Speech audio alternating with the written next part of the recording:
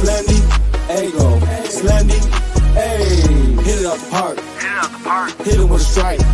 From the national anthem to the bottom of the night. I'm in Slendy, Ego, Slendy, Ego, Slendy, Ego, Slendy, ayy. You already know what's up.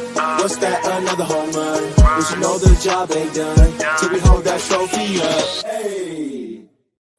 Yikes. That one sucked. Welcome to episode 465 of the Talking Friars podcast and a YouTube show. Ben Fadden with you here. It is September 10th, 2023, and the Padres have officially quit on the 2023 season. Yes, there have been quotes by Juan Soto talking about how the team has quit during games when they have gotten down. Yes, the fan base has pretty much entirely quit because they should. Just looking at the record, how much time they have, all of that. I'm sure that there's some players that thought this season was over, but officially today, the Padres have given up on the 2023 season. Why do I say that? Because Manny Machado and Fernando Tatis Jr. were not in the lineup. And sure, you could say, well, they deserve an off day. But, I mean, Manny, he should have had an off day then before this. And he didn't. He's been playing every single day. He's been DHing. He can't play the field. He's DHing. Tatis has played in every single game this season, entering today. He didn't play today. So they're just not giving him an off day because, oh, he should have a day off. No, they're doing it because they've realized where they are. They're not going anywhere. And they've got to be smart about the big-time players on this team. What are you going to do with them? Health-wise, what's the plan going forward here the rest of this season? And how are we going to keep these guys as healthy as possible going into the offseason, right? So that's how we start. There's a lot to talk about here. Obviously, this Padres Astros series, Bob Nightingale's report about Blake Snell. Some other San Diego sports, we'll touch on that at the end. Not a great San Diego sports weekend, I'll tell you that. And as always, obviously, I will get to the chat. If you want to join the show, you can click that link that's pinned up at the top of the chat. And if you want to make sure I get to your comment or your question, you can use that super chat button, that $sign there in the chat. Thank you to anyone that does that. It supports the channel. So that is greatly, greatly appreciated there. Before we really get going here, just a reminder, you can use my code TalkingFriars for $20 off your order on SeatGeek. If you're going to want to go to a Padres game for some reason the rest of this season. I believe it works for other sporting events as well. And then check out Breaking Tea. Breaking Tea, great San Diego sports swag. You can click the link in the description for that. And Foco, some great Padres bobbleheads over there as well. So, yeah, let's get to this series. I'm going to start with today's game just because it just happened. It wasn't really like a contest because this game was over like an hour ago, a couple hours ago. I mean, just terrible. So sloppy. Looked like a Little League team. I gave my post-game reaction kind of already here on this YouTube channel. Just a quick video on that, so you can go watch that if you want to. But holy crap. I mean, they look like a Little League team out there. Or like a high school team that was playing a team that was way better than they were. Padres are gearing up for, the golf course.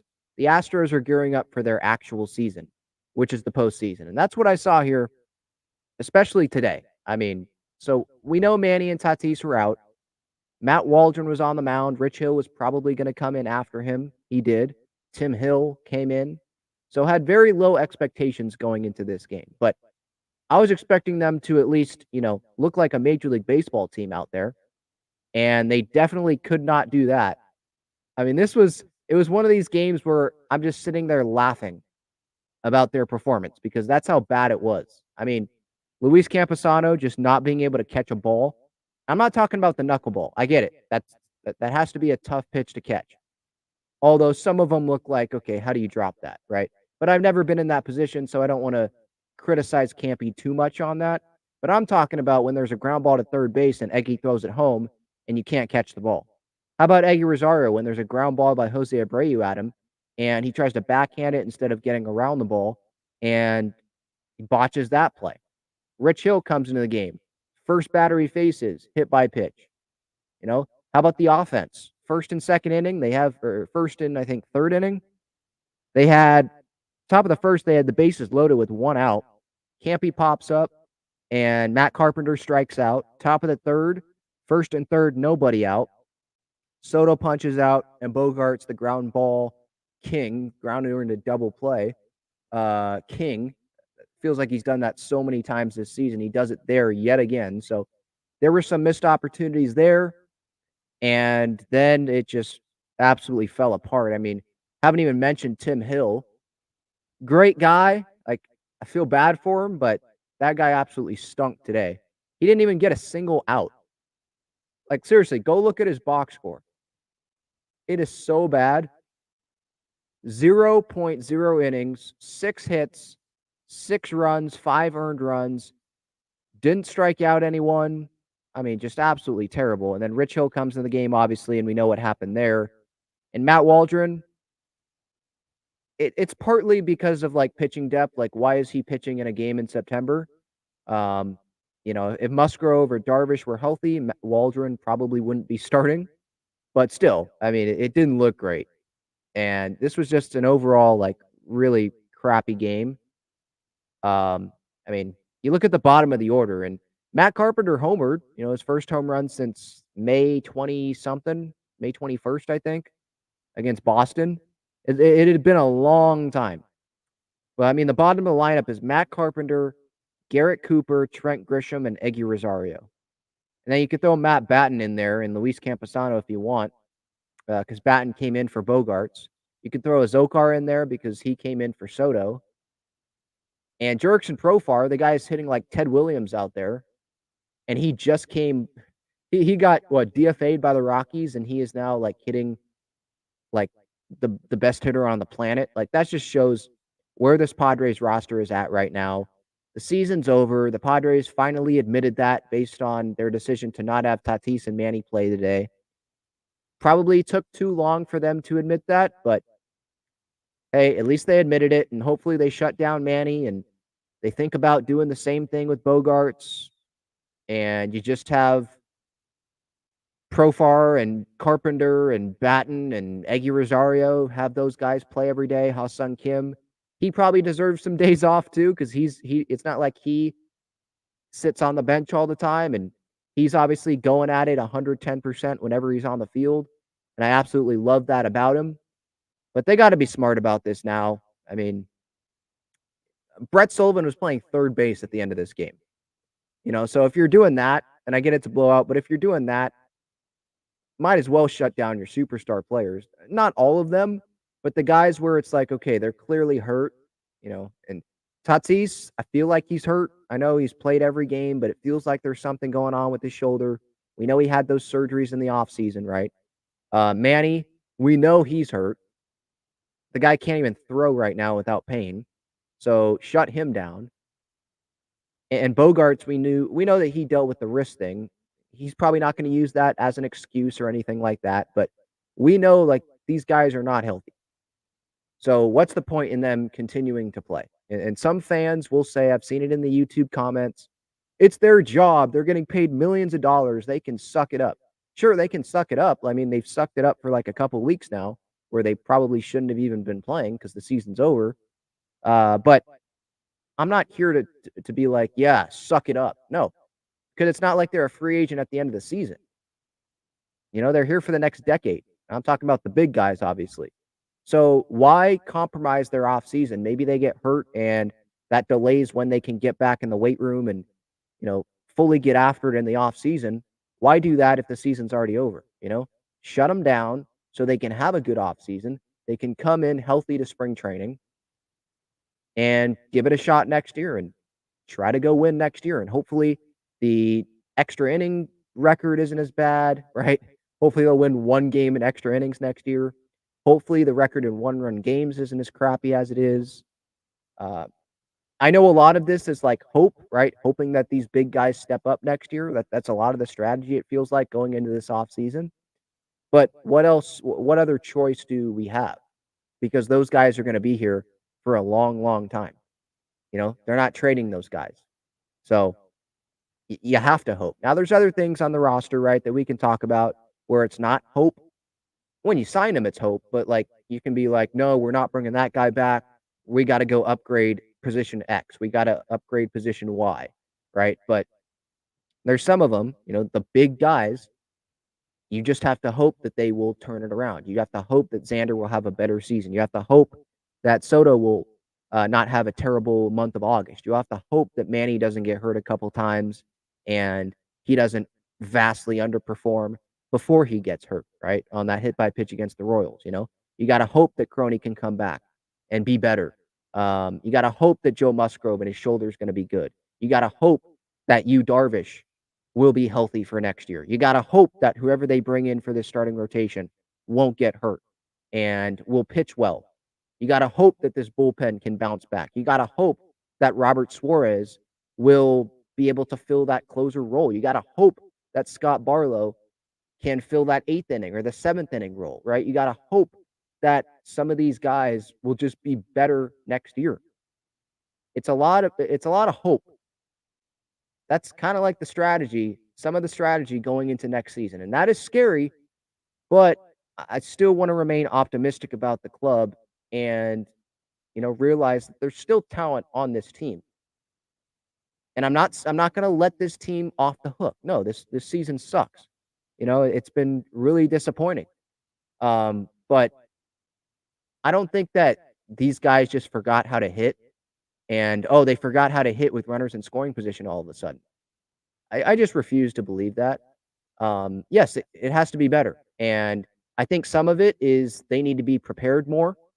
And some fans might say, well, that's just an excuse. Again, I don't want to make excuses for these players. Like, they have to be better. But we have heard reports like they're not given the same information that they were given in previous ball clubs that they were on, right? Like, there was a quote out, I forget who had it, but like, Juan Soto is not going to be the same Juan Soto if you don't give him the tools necessary to be Juan Soto, So part of it, I think, is not on the players. Part of it is obviously on the players. And the majority of it is on the players. And some of this is on AJ Preller. And some of this is on Bob Melvin. But if you're going to divide, let's say we have like a pie, right? And we divide some of the pie, like the percentages, whose fault is it? I mean, the players, obviously, they get most of it. And then it's AJ. And it's hard to identify like front office or coaching staff, but they get some of it, and Bob Melvin gets some of it because he's made some bad decisions this year, just like every other manager in baseball has, by the way.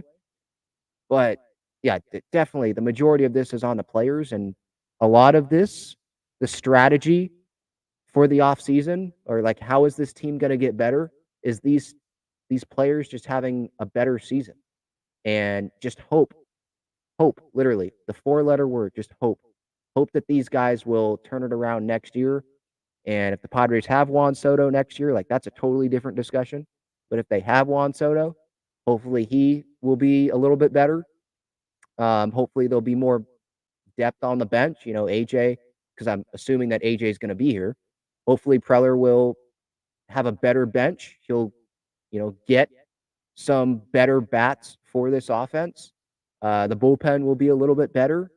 Whoever doesn't come back in the rotation, they can be replaced. And again, hoping that guys can stay healthy next year, because the injuries are a part of this, part of the reason why the Padres are, 10 games under 500, and why they're going to be golfing in October instead of playing in postseason games. So, yeah, it sucks that hope is the big strategy here, but it's a fact that's part of the reason why, for sure.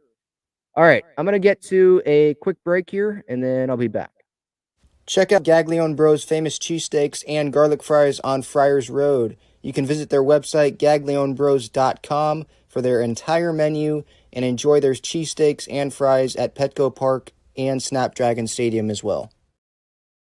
All right, again, just a reminder, if you want to join the show, you can click that link that's pinned up at the top of the chat. I will get to you after I go through the other games in this series. And then I'll obviously get to the chat. So if you want to make sure I get your comment or your question, you can use that super chat button. Definitely makes it very easy for me to find your comment, your question, and it supports the channel as well. So I appreciate anyone who does that. Okay, so let's hit on yesterday's game real quick. Padres.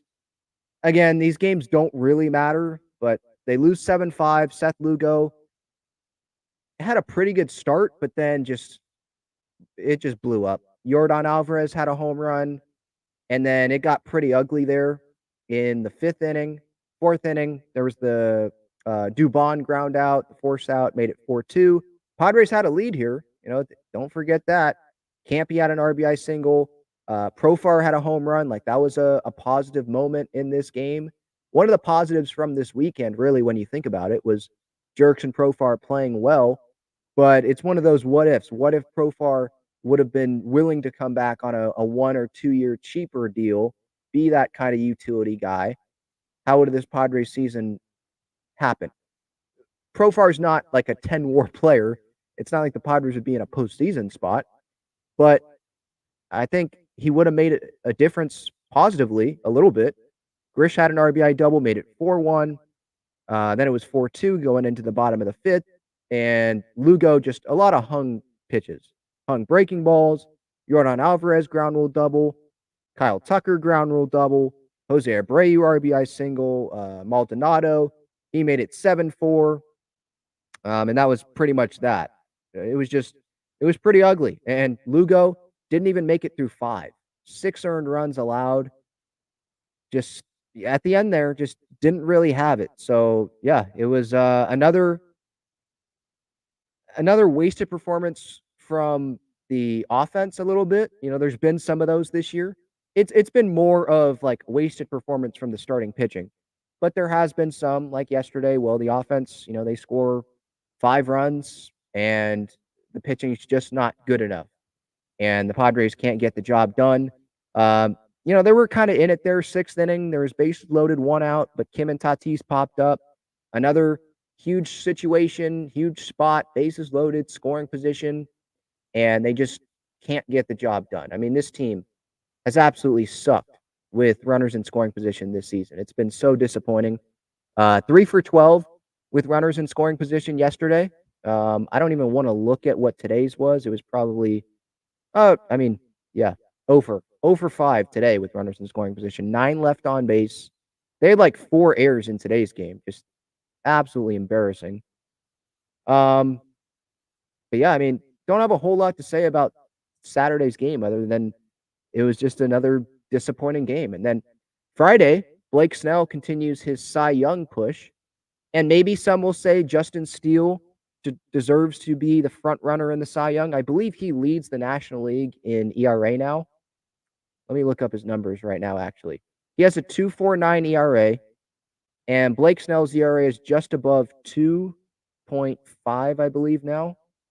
After his latest outings, he goes 6 innings, gives up 2 earned runs, and he said he felt good. He liked his performance after the game, and hey, if he keeps doing that, I think he's gonna give himself a really good shot at winning this Cy Young. 5 hits, 3 walks. He was disappointed at one of the walks. 8 punch outs though. But this is another one, and I've said this probably after every Blake Snell start now for like the last month. One of the reasons why this season is so upsetting is because Blake Snell, you just have wasted his best season in a Padres uniform. This dude might go win the Cy Young, and you wasted it. Wasted it a couple ways. You wasted it because the team obviously didn't perform well enough, and you're not going to make the postseason. But also wasted it, meaning like you didn't trade him before the trade deadline when you had the opportunity to do so, when it was clear, in my opinion, that this team was not going to go anywhere. I get it. They were only 3 games under 500. They weren't 9 or 10 games like they are now, right? But for me, it was clear it's just not going to happen this year. So you wasted Snell where you could have got something back for him and positioned yourself better for 2024, maybe not 2024, but sometime beyond 2024, got a top 10 prospect back, something.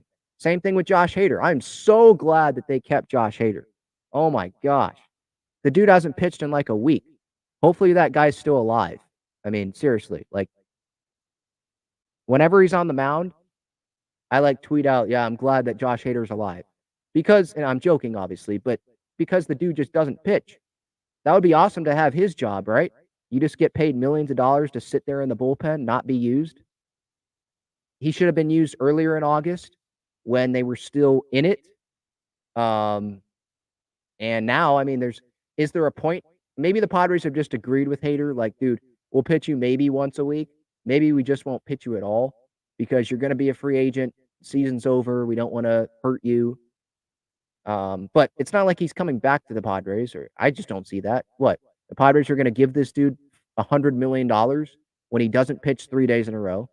He's done that twice all season long. He doesn't pitch consistently enough to be super valuable to this Padres team. And it's not a shot against Josh when he's on the mound. He's been really good when he's been on the mound. He's one of the best relievers in baseball, for sure.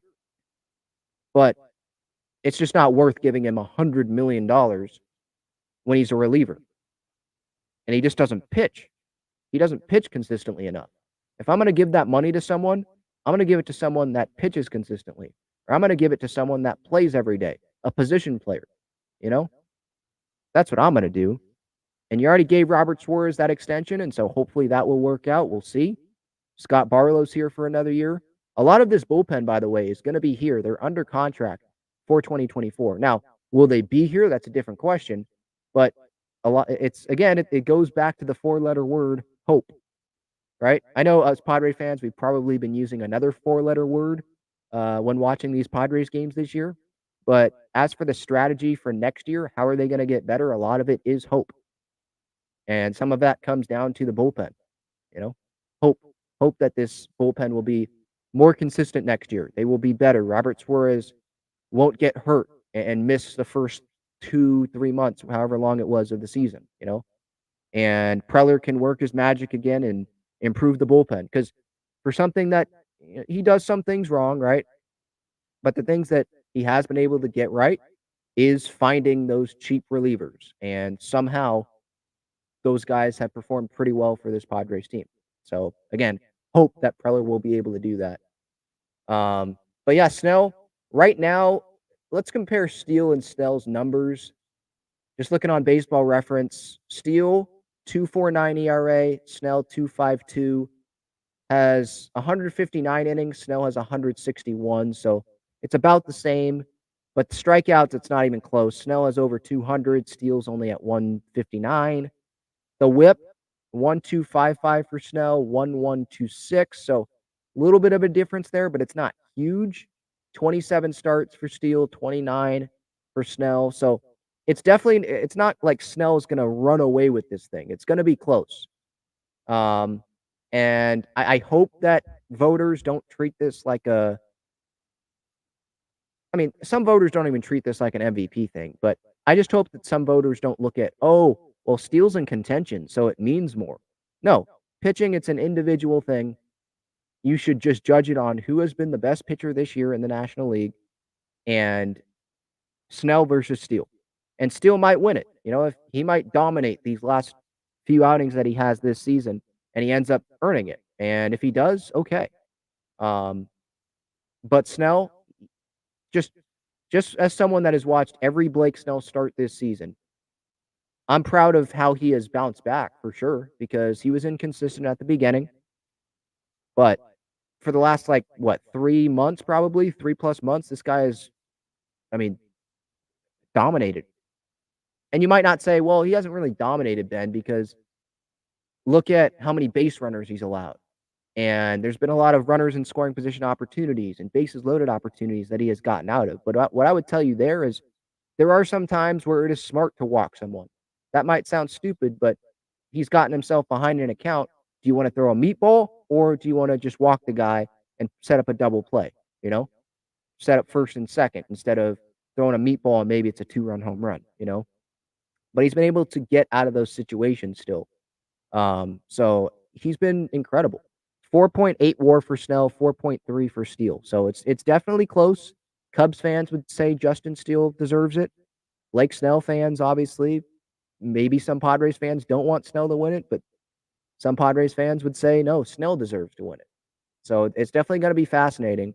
Zach Gallen, I think his last outing, he threw a shutout, or he went 9 innings, I think, in his last outing.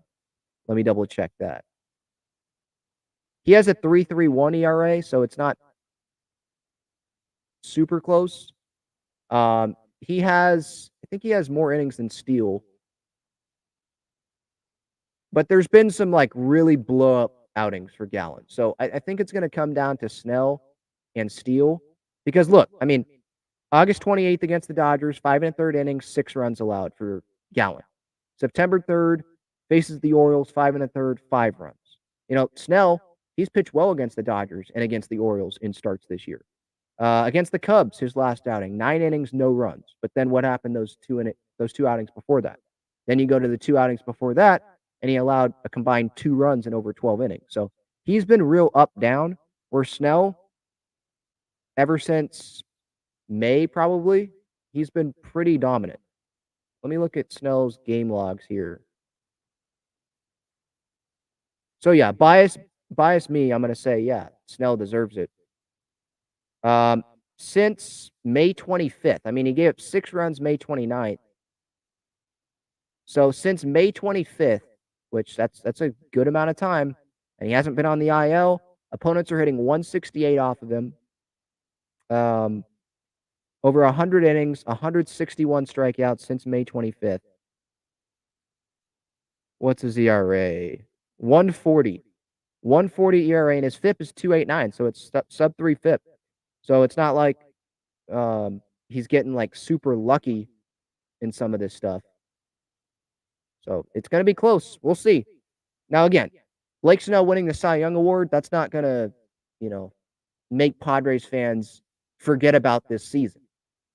I just want to see Blake, get rewarded for having a really good season.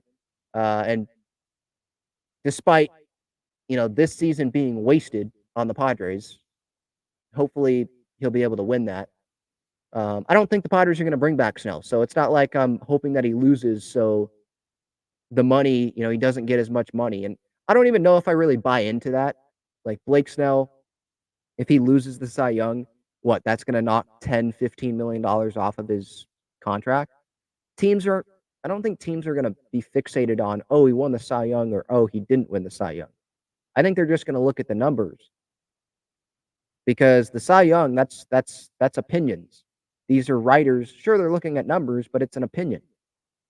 Maybe some writer doesn't like Blake Snell, and that can be the difference. It's subjective. It's a subjective opinion, right? Just like Manny last year with the MVP, I thought he should have won the MVP. But again, that's my opinion. And a bunch of writers' opinions thought that Paul Goldschmidt should have won. Some had Arenado ranked ahead of Manny for some reason. But again, everyone has the right to their opinion. So it's not going to be a landslide. Whoever wins, Steele or Snell or Gallen or whoever you want to throw in there, it's not going to be this like super blowout. It's going to be close. So we'll see what happens. Snell right now, his whip is 1.255, over 200 punch outs. Like, he has the stuff. And maybe some voters will be like, hey, he's already won one. And who's this Justin Steele guy? Maybe some voters didn't watch Justin Steele this year and they know Blake Snell's name. So they're just going to give it to Blake Snell. We'll see what happens. But it's definitely going to be an interesting race for sure. Okay, is there anything else I wanted to add from Friday's game? Yeah, for Snell, I mean, that was his 22nd outing of this season where he's allowed 2 earned runs or less. And some of those outings are against Atlanta, the Dodgers, the Cubs, the Rays, the Rangers when they were playing better, the Baltimore Orioles, and obviously the Houston Astros here. So it's not like he's facing the A's every time out or facing the Kansas City Royals every time out. He's facing some good lineups. And now Justin Steele, I'm not saying that he hasn't. Like, if you go look at Justin Steele's game logs here, although recently it hasn't been that great of opponents. He is playing in the NL Central, where Snell, he's playing in the West, which has better teams. But this year, I mean, you look at Steele, he's faced Texas, he's faced the Dodgers, he's faced the Padres in April when the Padres were still being hyped up as being this World Series contender. He's faced Philly, he's faced Tampa, he's faced Baltimore, he's faced Boston. But, I mean, you look at his last outings. D-backs, okay. Giants, Brewers, Pirates, Royals, Blue Jays. I don't think that's the strongest. And if Blake Snell has a strong outing against the Dodgers, I mean, look at You just go back to his last like 5 outings. Baltimore, Miami, St. Louis, San Francisco, Houston, and then the Dodgers. It's a pretty good stretch of time there where he's pitched pretty well. So there's an argument for both guys, for sure. Cubs fans will have their argument, and Padres fans, they'll have their argument as well. All right. Let's see here. I'm trying to see some in the chat. Sum and Substance says, I really like Kim, Profar, and Soto at the top because they make the pitchers work. We might have something here. Yeah, well, who cares if we have something? I mean, for next season, I guess, but the season's over, so it doesn't really matter if they have something. These games don't matter for the standings. We're just watching them because we're Padres fans, right? That's just what we do. There's some people that are in my comments like, it's football season, who cares? And look, San Diego, we don't have an NFL team anymore. Like, I'm a San Diego sports fan, so like I really don't care about what's happening with all the NFL stuff and college football's on, whatever. Like, I'm gonna watch the Aztecs, but like, who cares? You know, I'm a San Diego fan. I'm not someone that's gonna go watch football when things aren't going well. I'm gonna watch every game. That's just how I am. Truth Lemonade says, quote, well, that was fun, end quote. No, actually, it really wasn't. Well, I'm being sarcastic, obviously. Of course that wasn't fun. I mean, I was laughing during the game because of just how much of a joke that was, but no, of course it wasn't fun. Hughes says, I would say these bums are just going through the motions, but even that involves some effort. Yeah. I mean, some of these have been some of the plays today. It was pretty brutal for sure. Yeah, Devin says the San Diego high school Padres. Austin says high school teams are more clean than the Padres are. So much optimism we had for Campy before this game, hoping he will flush this down the drain. You kind of have to. Yeah, you have no choice. Devin says, looks like Snell is definitely not re-signing with us, $200 million. I seriously doubt the Padres can afford that. Yeah, I will get to that here in a little bit. I'll get to that report from Bob Nightingale. Devin says, Xander hitting yet another double play. The DP merch at its finest. Hosmer 2.0. Yeah, but Xander's been actually okay at defense. Hosmer was trash at defense. So there's a difference there. And I feel like Xander actually cares. There's a difference. Matt says Snow was never coming back. They are already committed 178, 185 million for just 8 spots. And that only includes Hosmer dead money. I'm sure there is other dead money I'm forgetting. Maybe. I mean, Pomerantz, his deal is up, so that's good. You know, some money that the Padres will be able to have. I mean, I'm not saying like the money the Padres saved the money. They didn't, but money coming off of the payroll.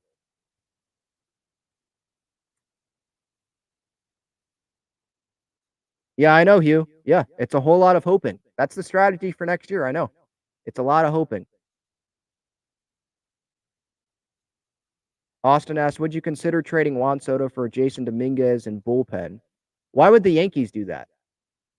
I mean, yeah, I would consider that for sure. Of course. Because Juan Soto, I think he's going to walk at the end of the year. So, yeah, you can get something. You can get Jason Dominguez back. Yeah. But no, why would the Yankees do that? That would be idiotic of the Yankees. They already have Judge on a long-term contract. They're going to give that to Soto. They have Stanton already on a big contract that they still have a lot of money to pay to him. They can have Jason Dominguez play every day on a cheap contract. Why would they opt for the $30 million for Soto for 1 year before he might walk on them in free agency? Yeah, that would be stupid of the Yankees to do that. So I would consider it, but it takes two sides to agree to the deal. Yankees ain't doing that. That's not happening. Austin says, get Preller the F out. You're not the only person that thinks that for sure. Okay, a lot of Chargers talking here. I don't care. I don't care. I mean, when they're playing, I'm rooting for the other team, but I don't care. Like, I was laughing my butt off when they choked that huge lead last year in the playoffs, but I don't care what happens with them. So, can we stop the Chargers talk, please? This is a San Diego sports show, not not a Charger show. You can have that conversation somewhere else.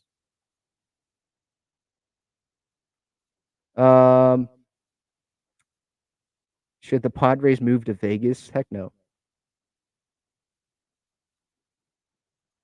Yes, Raymond. Yes, season's over. Yes, that was happening like a week ago, 2 weeks ago.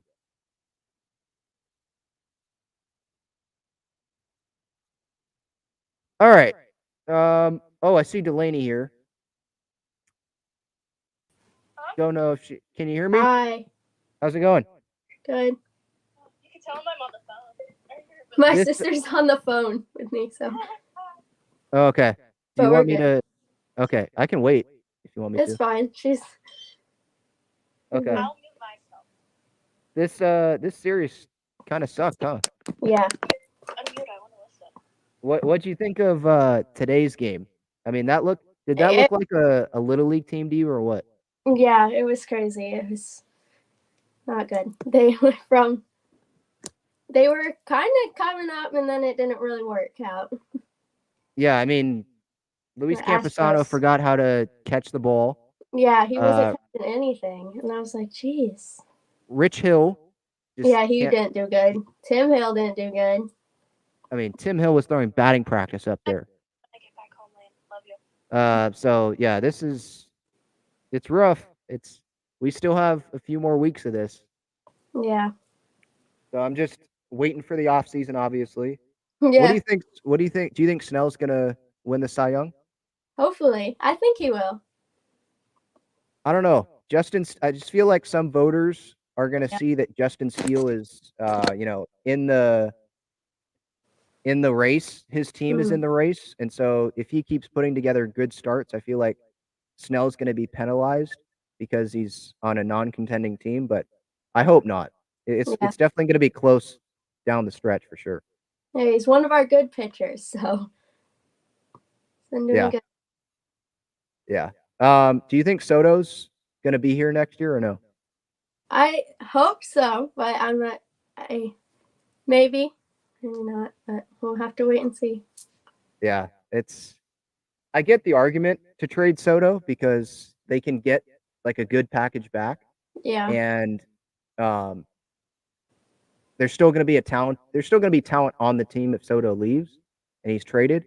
But I mean, they traded so much for him to the Nats. It's like, why only have one pennant race with him? Why, like, because obviously this year's not happening, and last year, like, there was the run there, but we thought this year was going to be better, and they'd have him for at least 3 postseason chances, and now it's only 2 at least if they have him next year.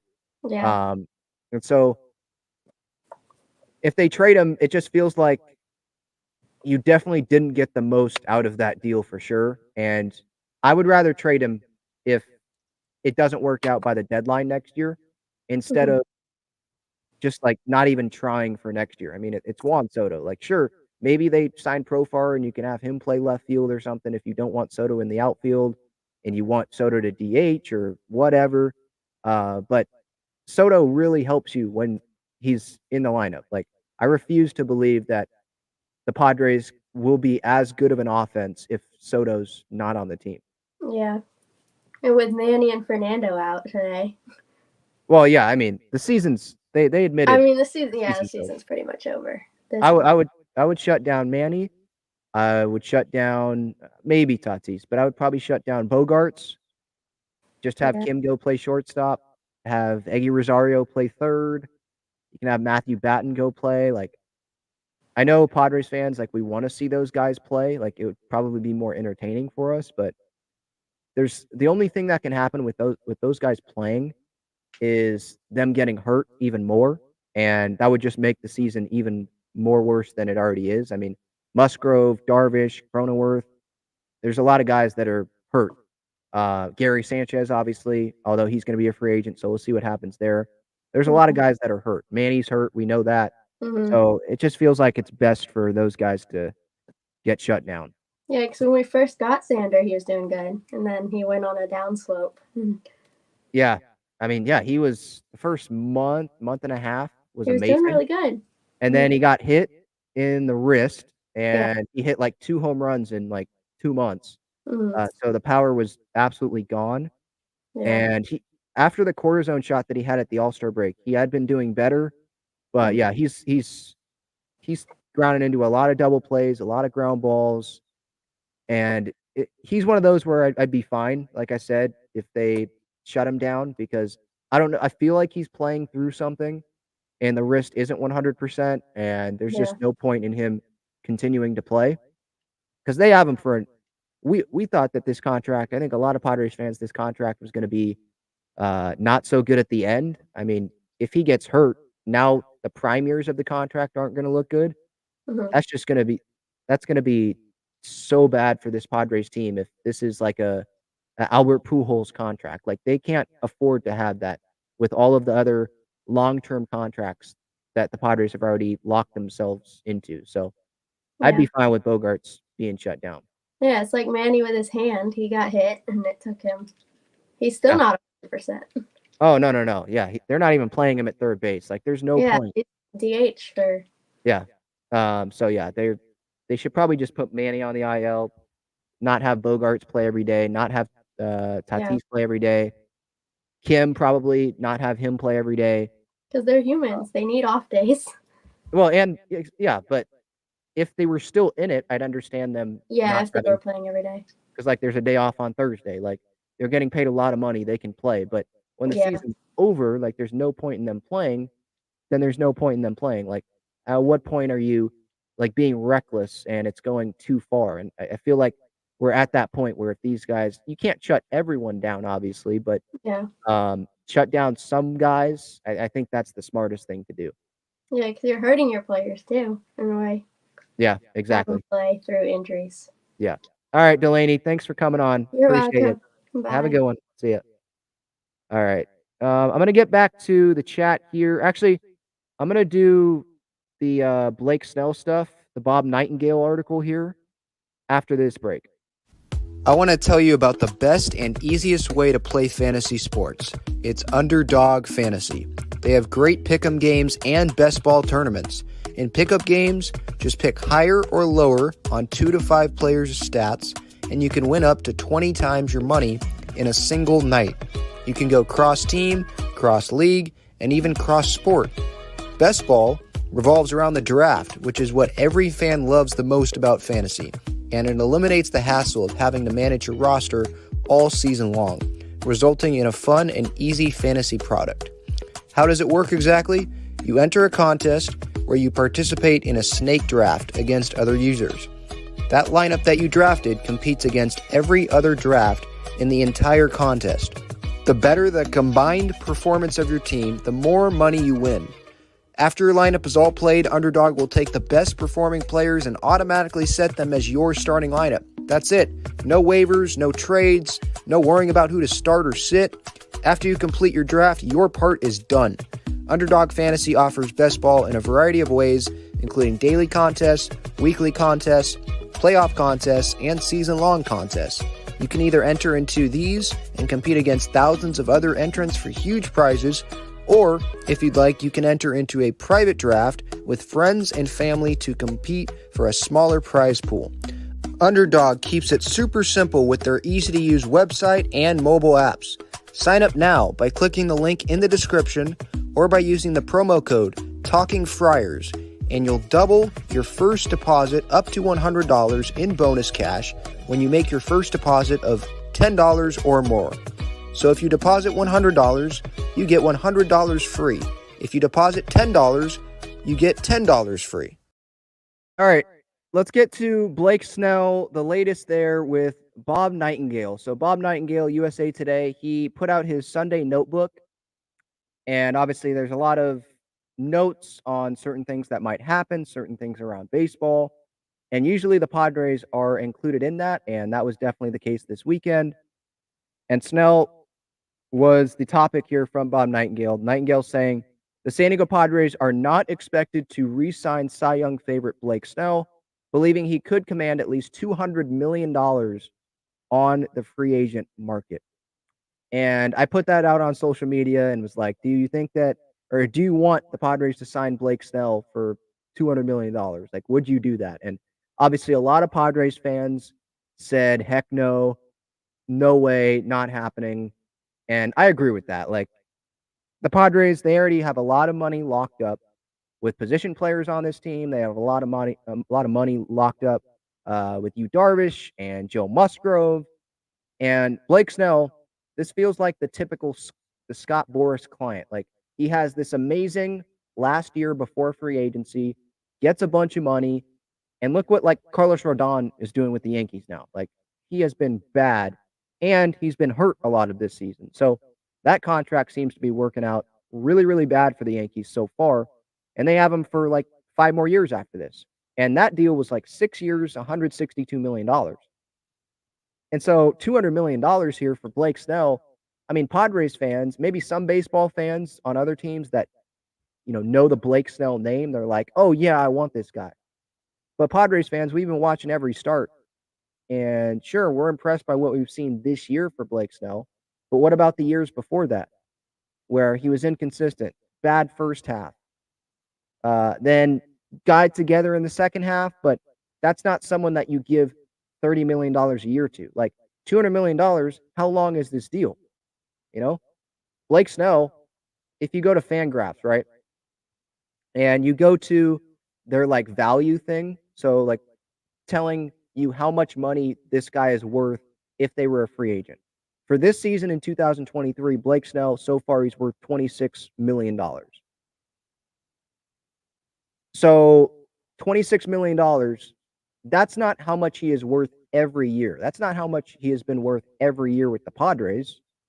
In 2021, he was worth only $17 million, according to Fangraphs' value dollar metric that they have.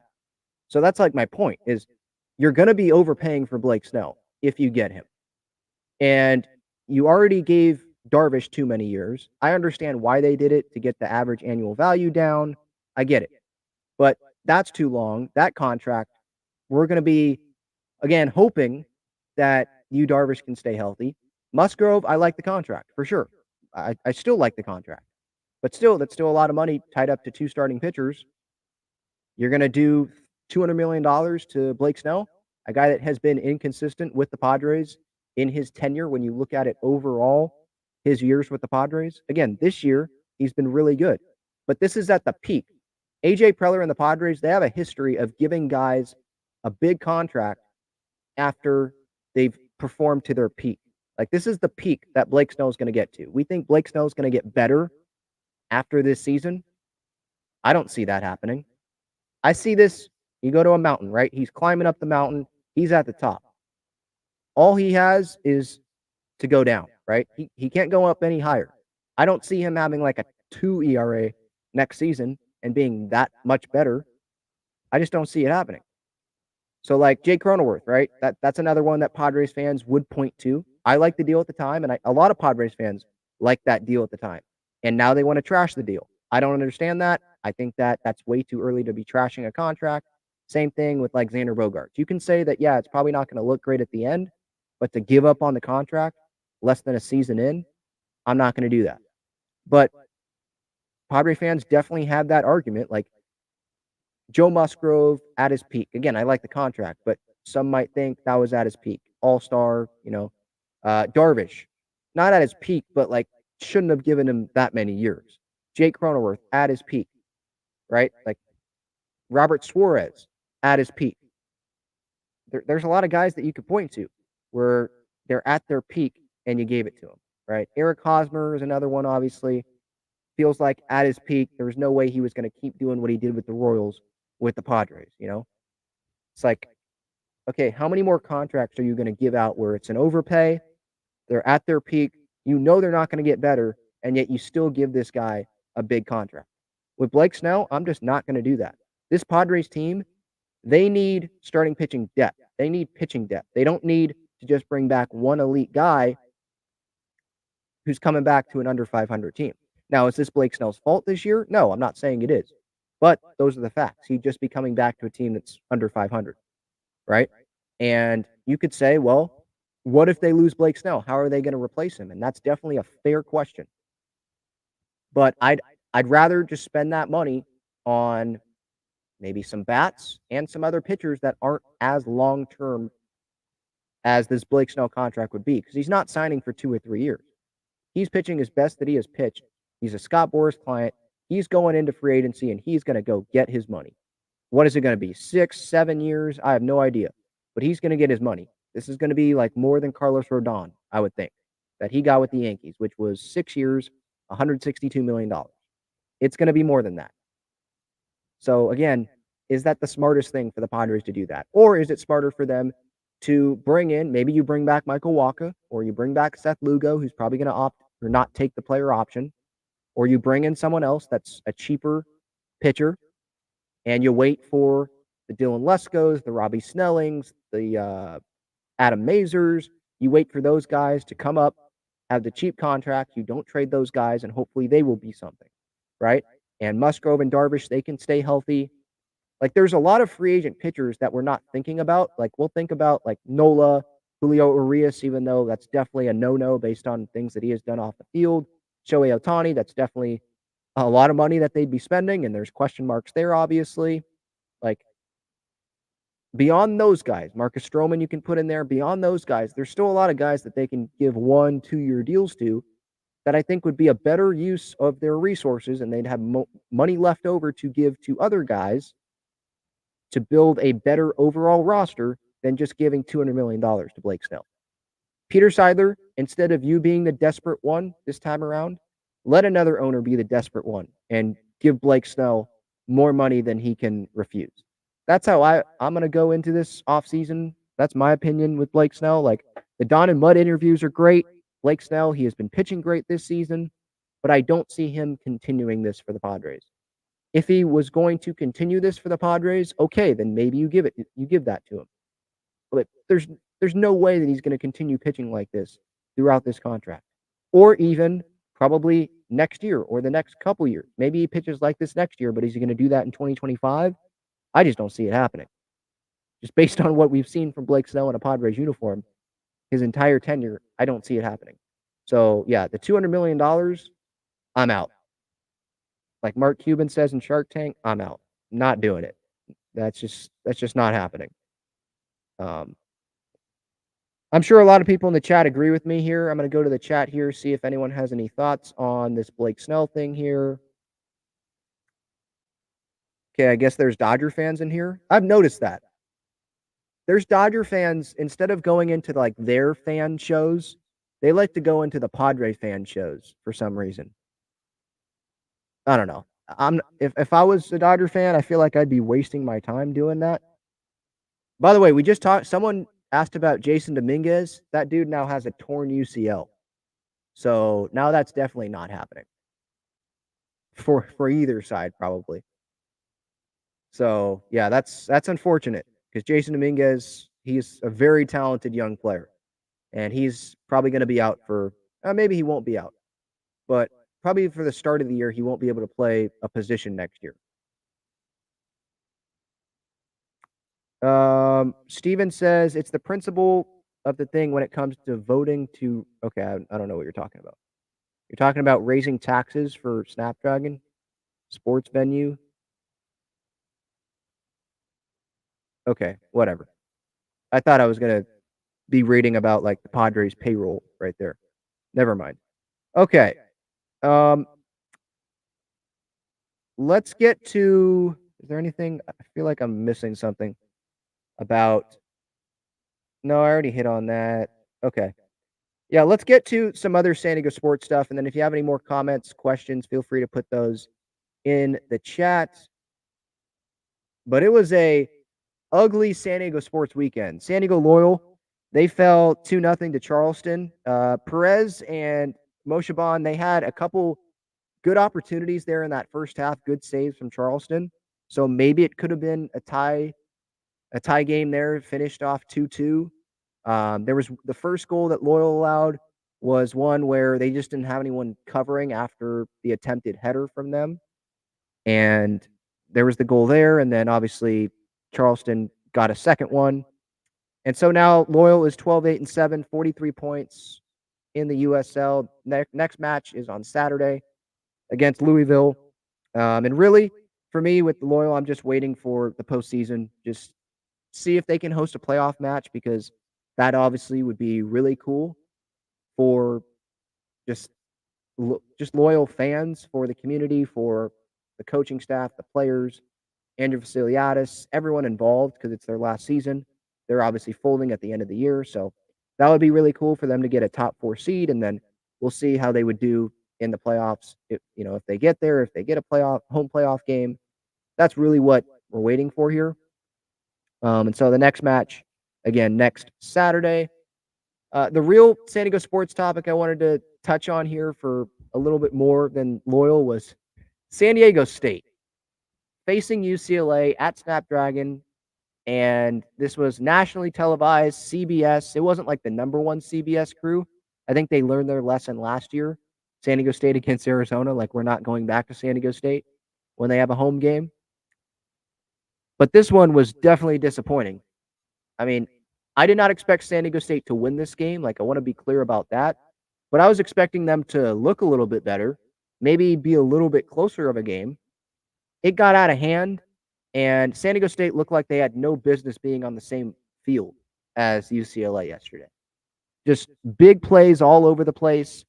I think some of it you have to blame the coaching, and some of it, obviously, you have to blame the players. I mean, maybe some guys weren't in the right position. Some maybe weren't prepared good enough. Some just, I mean, UCLA, they had some good blocks that set up, big plays. But some guys were left wide open. Some touchdown passes for UCLA. I mean, wide open. A lot of running room for UCLA. And so there was that. And so San Diego State, they were going to have an uphill battle on that. And then San Diego State, they hurt themselves a lot too. Drop touchdown pass, which I believe would have made it a one-score game, one-touchdown game. But instead, they only get a field goal, and they're down double digits. And then it's 28-10 at halftime. And it just felt like, okay, the game's over there. And it was definitely over after San Diego State, in the third quarter, they get a ball on the half-yard line, and they can't score. 3 straight plays, running plays, and then a pass play. I don't want to say that this game was like all on Jalen Maiden. Like, there was the drop touchdown pass. Like, that's not on Maiden. That's on the receiver, right? There was another touchdown pass that was dropped, I believe, by the running back, who came out, tried to catch the pass, obviously, and that should have been caught. That probably should have been a touchdown. And the game could have been closer there, right? You add on a couple touchdowns there instead of just 3 points on that field goal after the first drop touchdown pass, and it's a little bit closer. But I don't think San Diego State still would have won the game or anything like that. But yeah, just pretty embarrassing. Like, at home, and the announced attendance was like over 32,000, something like that, over 30,000. Even though the real attendance was a little over 25,000, I think. So the real attendance was not actually what the announced attendance was, but the student section was filled at the beginning of the game, and it seemed pretty packed. What we saw on television in like the end of the first quarter, second quarter. So San Diego State fans, UCLA fans, a lot of UCLA fans were there. A lot traveled down. They showed up, so that's good. I still think San Diego State's prices are a little unfair. I think they should be a little bit lower. I mean, I don't think San Diego State is this product where it's like, oh, I have to go watch San Diego State. Basketball, that's different. But football, it's not that. They can be entertaining at times when they're playing a school from the MAC, but when they're playing UCLA, like, they don't deserve to be on the same field, it felt like. And now San Diego State's going to have a tough test against Oregon State, who absolutely demolished UC Davis the other night. I think it was like 55-7. So that's on the road. Then they play Boise State, Air Force. It's not going to be easy. So San Diego State, yeah, they still have a winning record, but the only game I think that most Aztecs fans care about, they did not look good, like, at all. Early in the game, I guess they stayed in there. It was like 7-7 at one point, but they did not look good. So a lot of things need to be cleaned up, like fundamentals, like don't drop passes. Don't leave guys wide open. Maybe communication issues were had there during that game. They showed Ryan Lindley, the OC, in the booth, obviously, and he was pissed off. And he should be. Like, it just was not a fun game to watch. And especially when it's an LA team coming in to San Diego and beating you up, it reminds you of Dodgers beating up the Padres in the regular season. It's just not fun. And so, yeah, I'm glad that I didn't spend over $100 to go watch that, because that was not fun to even watch at home. I don't think. Look, I said earlier before this game, I don't think that this was a must-win game for San Diego State. Like, they could go have a better performance against Oregon State, or not even win against Oregon State, but win against Boise State and Air Force, and it won't be the end of the world, right? I don't think they were never gonna be a college football playoff team. They were never going to make a New Year's Six bowl or anything like that. Like, I think that's a little unrealistic going into the season to have those expectations after you went 7-6 last season. New offensive coordinator, just it wasn't going to happen, right? I just expected them to look a little bit better, but again, it's not the end of the world, right? The goal for the Padres, the goal for the Aztecs should be to go win the conference. That's what it should be. Go win the Mountain West, or be like second or third in the Mountain West. Have a better season than you did last season. Show some progress, because progress is it's not what I saw yesterday, for sure. So hopefully it gets better. But Oregon State, I mean, they were ranked going into this week. UCLA wasn't even ranked going into this week. Maybe UCLA gets ranked going into next week, but Oregon State, they're the better team, at least according to rankings. Don't know how much stock you want to put into that, but they're the better team. And they're playing at home. So I don't see San Diego State winning this game, and hopefully they can win Boise State and Air Force, but that's going to be tough as well. So yeah, a lot of things have to be cleaned up, and there was just some errors where it was like, oh my gosh, if you wanted a chance to win the game, you could not make those mistakes. Just couldn't happen. San Diego State total yards 259, UCLA yards 550. So they had more than double the amount of yards total than San Diego State did. It just was not close. The student section was like empty. In the third or fourth quarter, I think Mark Ziegler tweeted out a picture of that and was like, yeah, it should be empty. The students, they're gonna go party. They're gonna do something else than watch this garbage product. At least that's what it was for that game. They'd rather go somewhere else than be sitting there watching UCLA just run it down San Diego State's throats, right? So hoping for a better outcome next week, or at least a closer game. And if they can't do that next week, hoping for wins against Boise State and against Air Force before they really get into that, Mountain West schedule there. OSU next Saturday, 12:30 on, I think, FS1. So that's going to be the next matchup for San Diego State. Again, hoping for better things to come there, because that was pretty ugly. All right. Any more comments here from the chat before I get out of here? The next matchup for the Padres, it's not like it gets any easier. They face the Astros. Now they got to go face the Dodgers. Mookie Betts might not play tomorrow. He was on crutches, I think. So we'll see what happens there. But we know the Dodgers, they're a better team than the Padres. They're playing at home. I wouldn't be surprised to see the Dodgers, smack the Padres pitching around, at least for one of these games in this series. It would be so Padres, though, of them, right? For them to go win the series, right? Season's over.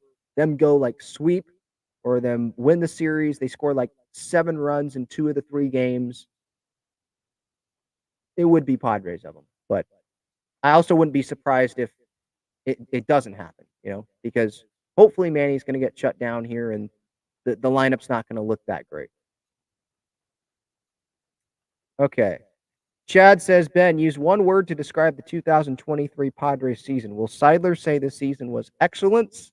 He definitely will not. I think when Seidler speaks to the media after the season, which hopefully he will, I believe he will. If he doesn't, that's a really bad look.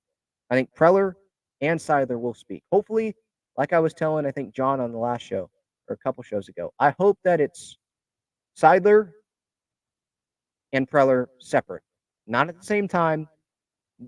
I mean, maybe hopefully Preller doesn't even have a press conference because he's gone. But we're assuming that he's going to be here, right? So Seidler, Preller, they both have individual press conferences, and Seidler says, yes, no excuses. The players need to be better. I need to be better, and AJ needs to be better. Or if AJ's not better next year, the results aren't better next year, then something's going to change here. That's what he needs to say. And he's not going to say no. He might say, I believe in AJ, and I think he'll bring up probably last year in the NLCS run and all that, even though fans probably don't want to hear that. But he's not gonna be as glowingly of AJ as he was against the Reds in what month was that? June or July, whenever that was. Whenever he spoke to Kevin Acee and said AJ is excellence, he's not going anywhere. AJ is excellence. I don't think he's gonna say that. That would be bad. I think that would be bad for Peter if he would say that after the season that they just had. Come on, you can't do that. And Peter's a Padres fan just like us. He's not John Fisher or name another owner that, the Pirates owner, whatever the hell his name is. He's not one of those owners that's just in it for the business. He's in it because he wants to win. He cares. So I hope that he's not super glowing about AJ. Steven says only 3 Cal State schools that still have football programs: San Jose State, Fresno State, the Aztecs. Truth is that most of these schools realize football at the level they played is not in demand. Yeah, at the Mountain West level. Yeah. I would point to Boise State, or you said Cal State School. Yeah, okay. In terms of like Mountain West, I'd put Boise State in there for sure. And Wyoming some years. Did Mookie? Oh, okay, Mookie played today. He's fine. Okay. I saw something about he was not going to play today, maybe not Monday. Okay, then. Well, expect a Mookie home run then in that series.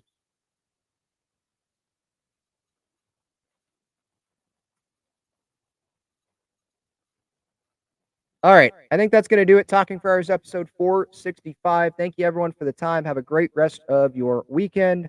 Padres Dodgers coming up Monday, Tuesday, Wednesday before the off day. We'll see what happens there. Season's already over, but hey, maybe Jurickson Profar keeps hitting like Ted Williams, and that'll be something fun to watch. But yeah, this season has definitely stunk. All right, that's it. Have a great rest of your night, everybody. See ya.